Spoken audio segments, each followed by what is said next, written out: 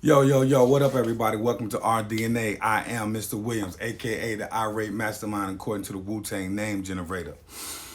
And I'm back with you for the third time this week. And I want to talk about some comments that were made by comedian, entrepreneur, you know what I'm saying? A very talented young woman. I don't want to take anything away from this young woman. She's very, very talented. I did some research on her. She's very talented. So I give her credit for her accomplishments. But what I want to talk about is some comments that she made about Dr. Martin Luther King. And, rumors regarding his history as a person who stepped out on his wife, and the relationship between that and how he's regarded in the greater society. And she was saying in the clips that I watched that basically, if Dr. King truly were a man who was cheating on his wife, that there's no way that he could have been a great man or a great father, or that you couldn't be a great father if you cheat on your wife. So I guess everything comes back to your wife or your significant other being the completion of you, and like I said, I'm not going to take this young woman on as a person. I'm just going to take on the idea that you keep your relationship to your significant other, be it male, female, whatever, is somehow the pinnacle of what you accomplish in your life, and how you conduct yourself in all aspects of your life. Like Dr. King, outside of his family that he created, his reach extended outside of that. It extended things he didn't have to worry about really. He could have just went on about his life, you know what I'm saying, and still would have had a great life as a black man, you know what I'm saying, and just live within the status quo. But that's not what he chose to do when called upon. He went to do what he had to do for the greater good of the black humanity, at the time. And I felt like that should be obvious. Like, that would not be, even I'm sure that they're launching a new podcast, you know what I'm saying? So I'm sure that this first thing was going to be the one to grab everybody's attention. And sure enough, it did, because I'm sitting here talking about it. But maybe later on I get into the greater conversation about the relationship between all, because it's like I said, I spoke about it in my other video. There's layers, there's nuance to everything. You know what I'm saying? My relationship with my children is not my relationship to their mother. You know what I'm saying? Like, I feel like as a man, you love your woman before you love your child, because that's what you have first. When the woman's pregnant, that's something growing inside of you. That's not something growing inside of me.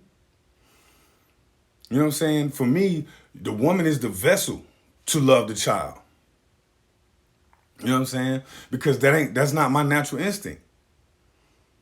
You know what I'm saying? My natural instinct is to want to be a good father, to want to be there for my child. So therefore, once I'm not connected to the mother in that romantic sense anymore, then my connection is only with the child. You know what I'm saying?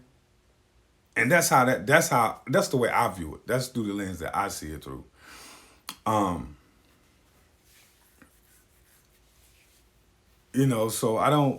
those things, our relationship don't have anything to do with my kids. Like, my kids don't have anything to do with our relationship.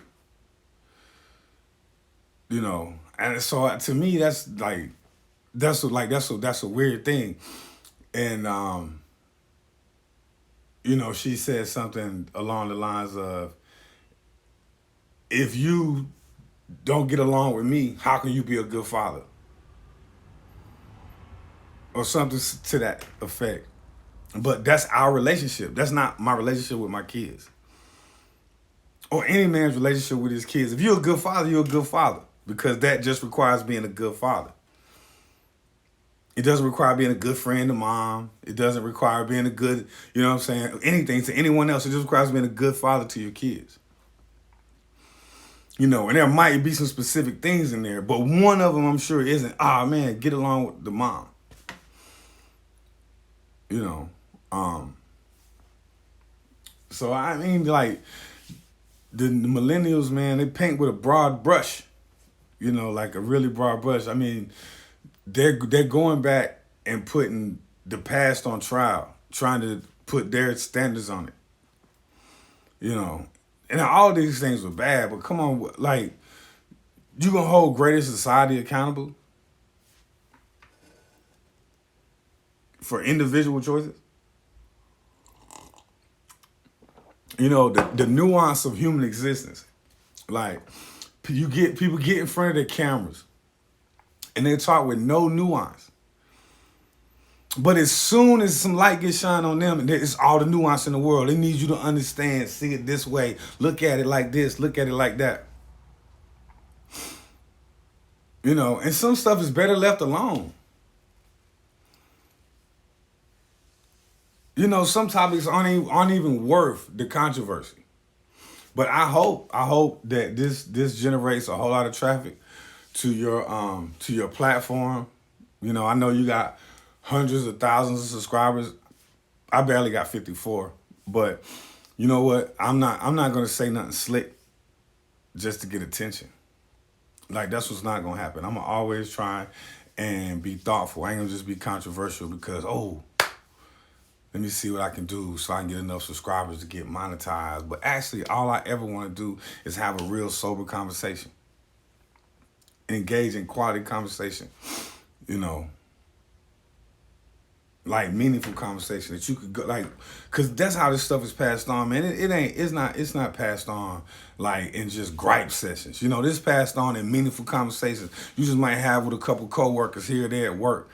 You know what I'm saying? But intimate spaces, this ain't something that you yell and scream about.